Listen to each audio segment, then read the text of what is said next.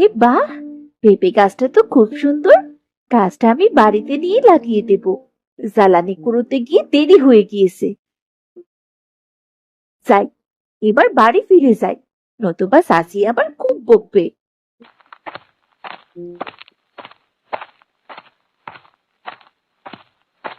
মহারানীর কি এখন আসার সময় হলো?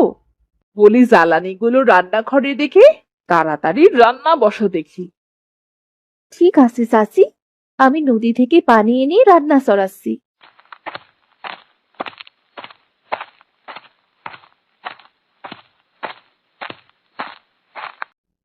চাচা চাচি তো এখন বাড়িতে নেই। আমি পেঁপে গাছটা এক্ষুনি লাগিয়ে ফেলি।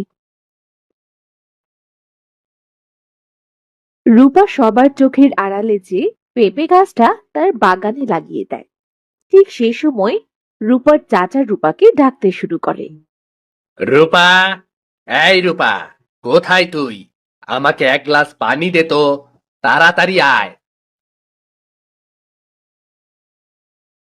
এই নাও চাচা, তোমার পানি। আহ, বলি, সারাদিন তোকে দেখি বসে বসে আরাম করতে।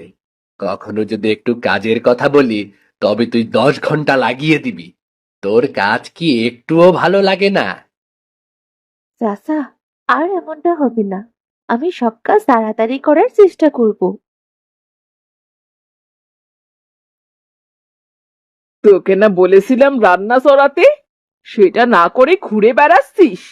বলি বাকি কাজ করবি কখন? মিনার কথা শুনে রূপা ভয়ে ভয়ে বলে, চাচি, আমি সব কাজ করে দেব।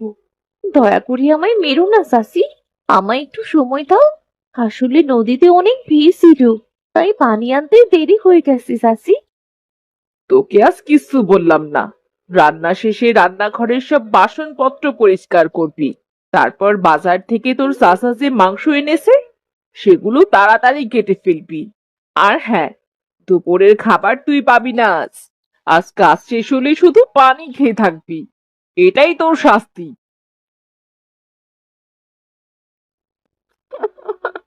হে বিধাতা, কেন এমন শাস্তি দিচ্ছ আমাকে? আমি কি অন্যায় করেছি? এইভাবে না খেয়ে আমি কতদিনই বা বাঁচবো?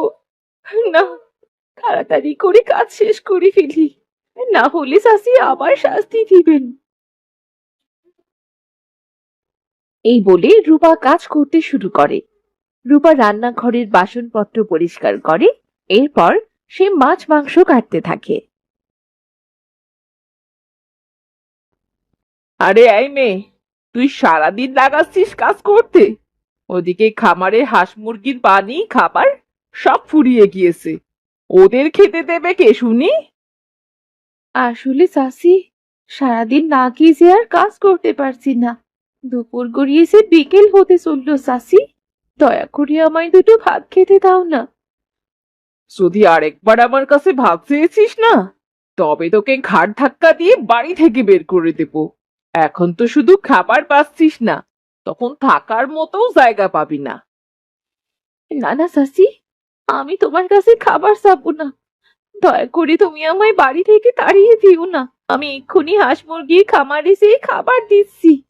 এদিকে সব কাজ শেষ। তুমি মাছ মাংসগুলো কোথায় রাখবে রেখে দাও। এই বলে রূপা সেখান থেকে চলে যায়।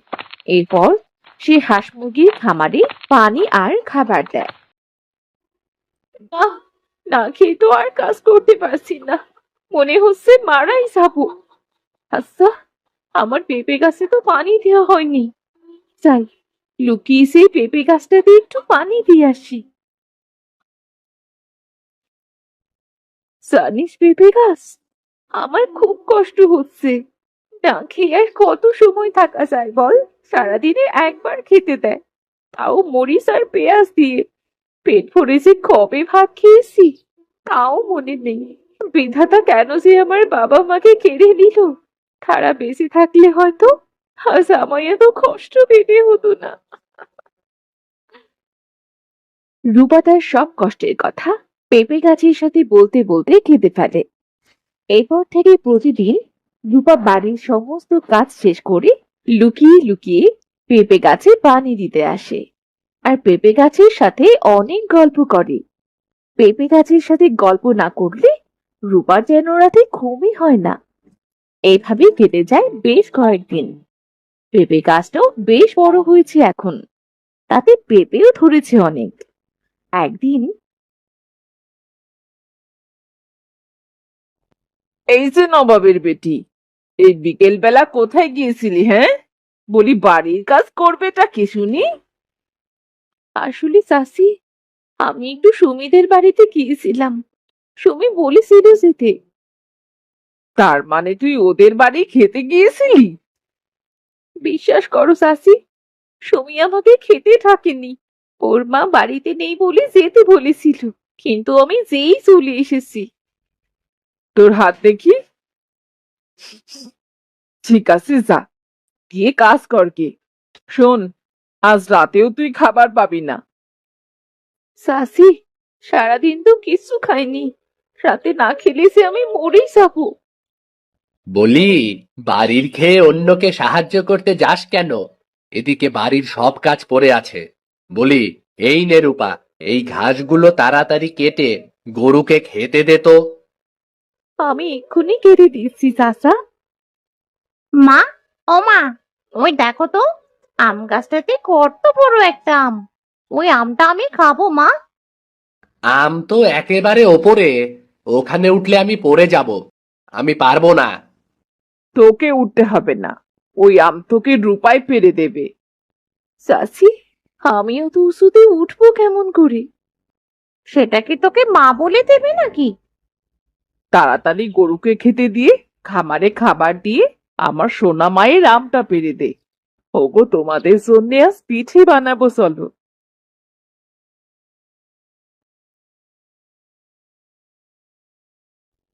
বিধাতা, তুমি দেখো যেন না পড়ে যায়।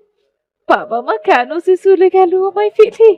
তোমাদের সাথে নিয়ে গেলে হয়তো এত কষ্ট পেতে হতো না। রূপা গাছ থেকে অনেক কষ্টে আমটা পারে। আম পেড়ে নিচে নামার সময় তার পা কেটে অনেক রক্ত বেরোয়। শোন রূপা, এইটুকু কেটেছে, তাতে এমন করছিস কেন? বুঝি সব কাজ না করার ঠান্ডা, তাই তো? চিন্তা করিস না বোন, আমি ঠিক কাজ করে দেব। চাচি, আমি সব কাজ করে দিয়েছি। আমায় একটা পিঠা দেবে? খুব খিদে পেয়েছে আমার। আহ, খুব কষ্ট হচ্ছে আমার। চাচি, চাচি ছেড়ে দাও। জানিস তো দিবে না, তবে কেন এসেছিস? এই নে, এই পিঠাটা নিয়ে যা এখান থেকে। পিঠা রাখো বলছি, আজ আবার মায়া দেখাচ্ছ? বেশি মায়া দেখালে কিন্তু বাপের বাড়ি চলে যাব বলে দিলাম। লাগবে না, লাগবে না পিঠা, লাগবে না চাচা। এই বলে রূপা কাঁদতে কাঁদতে পেঁপে গাছের কাছে আসে। জানিস পেঁপে গাছ, আমার না খুব কষ্ট হচ্ছে। দেখ না, আর শাশি আমার হাতে গরম খুন্তি দিয়ে শেখা দিয়েছে। একটা পিঠে চেয়েছি তার জন্যে। পাটা কেটে গিয়েছে আম পাড়তেছে। শাশি বলেছে আজ রাতেও আমায় খেতে দেবে না। মনে হচ্ছে আমি আর বাঁচবো না রে। আমি যে আমি যে খুব ক্ষুধার্ত। দুঃখ পেও না রূপা, আমি তোমায় পাকা পেঁপে দিচ্ছি, তুমি সেটাই খেয়ে নাও। কে কে কথা বলছে এমন করে? আমি তোমার বন্ধু, পেঁপে গাছ, যার কাছে প্রতিদিন তুমি তোমার কষ্টের কথা বলো। তুই কথা বলতে পারিস? তবে এতদিন কথা বলিসনি যে? হ্যাঁ, আমি কথা বলতে পারি, কিন্তু সবার সাথে কথা বলি না। এক সাধু বাবা আমায় বর দিয়েছিল তাকে সাহায্য করার জন্যে। সে বলেছিল আমি কথা বলতে পারবো, তবে আমার কাছে পেঁপে হবার পর সেটা পাকলে সে আমাকে শক্তিও দিয়েছিল। আমার দুঃখের কথা শোনার তো কেউ নেই, এখন থেকে তুই শুনবি। হয়েছে, এখন তাড়াতাড়ি পেঁপে খেয়ে নাও দেখি। এখন থেকে ক্ষুধা পেলেই আমার কাছে চলে আসবে। ঠিক আছে বন্ধু। কতদিন পর যে পেটটা ভরলো, কি বলবো, তোকে কি বলে ধন্যবাদ দেব বন্ধু, তুই খুব দয়ালু। আচ্ছা, সন্ধে হয়ে এসেছে, আমি বাড়ি গেলাম তবে। একটা পেঁপে নিয়ে যাও, রাতে খেও। রূপা পেঁপে গাছের কথা মতো একটা পেঁপে নিয়ে বাড়ি ফিরে যায়। এরপর বেশ কিছুদিন কেটে যায়। রূপার খুব খিদে লাগলেই পেঁপে গাছের কাছে গিয়ে পেঁপে খেয়ে আসে। রূপার শরীরটাও এখন অনেকটা ভালো আগের থেকে। বলি, রূপা এমন দিন দিন সুন্দর হচ্ছে কেমন করে? সেটা তো আমিও বুঝতে পারছি না, না খেয়ে কেউ এত সুন্দর কেমন করে হয়? আমার তো মনে হয় রূপা লুকিয়ে লুকিয়ে কিছু একটা খায়। আমাকে তো ব্যাপারটা দেখতে হচ্ছে তবে।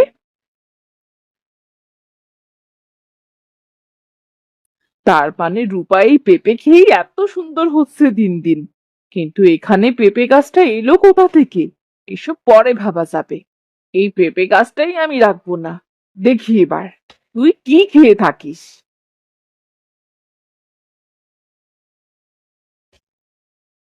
চাচি, আমার বন্ধু পেঁপে গাছটাকে খেটো না, তুমি যা বলবে আমি তাই করবো চাচি। তুই সরবি, নাকি তোকে ঘাড় ধাক্কা দিয়ে বাড়ি থেকে বের করে দেব? আমায় কাটার ফল কিন্তু ভালো হবে না। ও মা, পেঁপে গাছ দেখছি আবার কথাও বলে। তার মানে এটা কোনো জাদুর পেঁপে গাছ।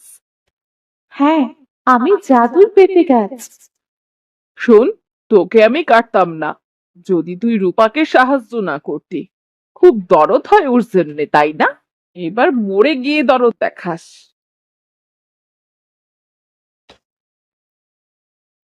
এই বলে মিনা পেঁপে গাছটা কেটে দেয়। রূপা সেখানে বসে কাঁদতে থাকে। এরপর কেটে যায় বেশ কিছুদিন। রূপাকে আবারও না খেয়ে থাকতে হয়। সে সারাদিন কাজ করে ক্লান্ত হয়ে যায়। তার চোখে থাকে সব সময় পানি। আমার আর কেউ নেই, পেঁপে গাছের সাথে কথা বলতাম আর সে আমায় খাবার দিত। এখন পেঁপে গাছও নেই, আমায় আর সাহায্য করারও কেউ নেই। আমার পেঁপে গাছ নেই তাতে কি, তাও ওখানে একবার গিয়ে দেখি। খুব মনে পড়ছে আমার পেঁপে গাছের কথা। এই কি, এত বড় মোটা পেঁপে গাছ কেমন করে হলো? আমি পেঁপে গাছের গোড়া থেকে জন্ম নিয়েছি আবার। আমাকে এবার আর কেউ মারতে পারবে না। আমি আবার এসেছি। এবার আমি আরো শক্তিশালী। আমায় কেউ কেটে ফেলতে পারবে না। তুই তুই আবার ফিরে এসেছিস। আজ আজ আমি সত্যি খুব খুশি। এতদিন কেন আসোনি তুমি? তোকে দেখতে পাবো না তাই আসিনি। আজ তোর কথা খুব মনে পড়ছিল, এই জন্য এলাম এই জায়গায়। তোমাকে ছাড়া থাকতে আমারও ইচ্ছে করছিল না, তাই আবার জন্ম নিয়েছি। তোমাকে দেখে মনে হচ্ছে কিছুই খাওনি। আমি তোমাকে পেঁপে দিচ্ছি, খেয়ে নাও। তুই খুব দয়ালু পেঁপে গাছ, তোর এই ঋণ আমি কোনো দিনও ভুলবো না। রূপা, এবার আমি শুধু তোমাকে খাওয়ার জন্যই পেঁপে দেব না, তোমার জীবনে সুখ আর আনন্দ ফিরিয়ে দেব। তুমি আমাকে কত যত্ন করে বড় করেছো। তোমার জন্য আমি গ্রাম দেখতে পাচ্ছি, বেঁচে আছি। না হলে তো বন্য পশু কবেই আমায় খেয়ে ফেলতো। রূপা আর পেঁপে গাছ যখন কথা বলছিল, সেখানে মিনা চলে আসে। হে কি, এই পেঁপে গাছ আবার এলো কেমন করে? এটা তো আগের থেকেও অনেক বড়। আমার বন্ধু আবার ফিরে এসেছে চাচি, দয়া করে আমার কাছ থেকে ওকে দূরে সরিয়ে দিও না। এবার তো এই পেঁপে গাছটাকে আমি কেটে পুড়িয়ে দেব। দেখি ও কেমন করে ফিরে আসে। আর এই বলে মিনা যখনই পেঁপে গাছটা কাটতে যায়, তখনই মিনার হাত আটকে যায় আর সে গাছ কাটতে পারে না। হে কি, আমার হাত আমি কেন নামাতে পারছি না? কি হলো আমার হাতের? আহ, আর লাগছে আমার। দয়া করো, দয়া করো পেঁপে গাছ, আমি ভুল করেছি, আমাকে ক্ষমা করো। আমি তোমাকে কাটবো না পেঁপে গাছ, কাটবো না। একদিন মার খেয়ে এমন করছো? তুমি রূপার ওপর এর চেয়ে বেশি অত্যাচার করো, আমি তোমায় ছেড়ে দেব। যদি তোমরা রূপার ওপর ভালো আচরণ করো, তাকে মেয়ের মতো ভালোবাসো। আমি রাজি, আমি তোমায় কথা দিচ্ছি পেঁপে গাছ, আমি রূপাকে আমার মেয়ের মতোই ভালোবাসবো। ঠিক আছে, আমি ছেড়ে দিচ্ছি তোমায়। শুধু তুমি নও, তোমার স্বামীও মেয়েকে বলবে ভালো আচরণ করতে, না হলে তারাও শাস্তি পাবে। রূপা, তুই আমায় মাফ করে দে মা, আমি তোর প্রতি অন্যায় করেছি, আমার এমন করা একদম ঠিক হয়নি। ঠিক আছে চাচি। পেঁপে গাছ, তোমাকেও অনেক ধন্যবাদ। তুমি আমার বড় উপকার করলি, আমাকে তুই সব ফিরিয়ে দিলি পেঁপে গাছ। এরপর রূপা মিনার সাথে বাড়ি চলে আসে। বলি রূপা, শোন, তোকে বসিয়ে আর খাওয়াতে পারবো না, তুই আজই এই বাড়ি থেকে চলে যাবি। এমন করে বলো না, ও তোমার রক্ত। আমার মেয়েটার প্রতি অনেক অন্যায় করেছি আমরা। তুমি তো তোমার ভাইকে বলেছিলে যে রূপাকে দেখে রাখবে। তুমি ঠিক বলেছ। মা রূপা, তুই আমাকে ক্ষমা করে দে, আজ থেকে তুইও আমার মেয়ে। এরপর থেকে মিনা আর রফিক রূপাকে অত্যন্ত যত্ন করে খেয়াল রাখে। বাড়ির সব কাজ সবাই মিলেমিশে করে। একদিন রূপা হাসতে হাসতে পেঁপে গাছের কাছে যায়। ধন্যবাদ পেঁপে গাছ, তুই আমার জীবনের শ্রেষ্ঠ বন্ধু। তুই আমার জীবনটাই বদলে দিয়েছিস। আমার জীবনে তুই সুখ এনে দিয়েছিস পেঁপে গাছ। রূপা, আমি চাই তুমি সুখী থাকো, আর কখনো ভয় পেও না। আমি সব সময় তোমার পাশে আছি। আমি থাকতে তোমার কেউ কষ্ট দিতে পারবে না। তবে সবকিছু পেয়ে যেন তুমি আমায় ভুলে যেও না। তোকে কি ভোলা যায় বল? নাও, তুমি পেঁপে খাও। আজ তো পেটটা ভরা রে, তবে পেঁপে তো খেতেই হবে। আজ কিন্তু তোর দেওয়া পেঁপে বাড়িতেও নিয়ে যাব, চাচা চাচি ও সোনার জন্যে। ঠিক আছে, এই পেঁপেটা তুমি খাও, বাকিগুলো নিয়ে যেও। রূপা খুশি মনে পেঁপে খায়। এরপর বাকি পেঁপেগুলো বাড়ি নিয়ে এসে রফিক ও মিনাকে দেয়। মিনা ও রফিক পেঁপে খেয়ে তো বেশ তৃপ্তি পায়। এখন আর রূপা চুরি করে নয়, সবার সামনেই পেঁপে গাছের যত্ন নেয়, তার সাথে গল্প করে।